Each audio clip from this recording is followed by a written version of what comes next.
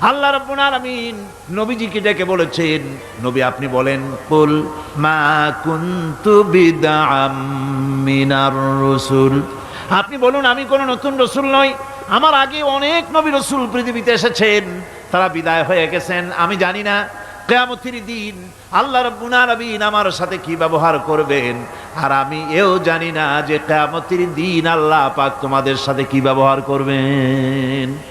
এই আয়াত নাজিল হওয়ার পর আল্লাহর হাবিব তার মেয়েকে ডাকলেন আর বললেন, ও আমার মেয়ে, কলিজার টুকরা ফাতেমা গো, শোনো, কেবলমাত্র আয়াত নাজিল হয়ে গেল, আল্লাহ পাক আমাকে শোনায়ছেন কিয়ামতের দিন আমি জানি না আমার সঙ্গে কি ব্যবহার করা হবে, আর এও জানি না যে তোমাদের সাথে কি ব্যবহার করা হবে। ও আমার কলিজার টুকরা মেয়ে ফাতেমা, কিয়ামতের দিন মুহাম্মদ সাল্লাল্লাহু আলাইহি ওয়াসাল্লামের মেয়ে এই হিসাবে তোমার নাজাতের ফয়সালা হবে না।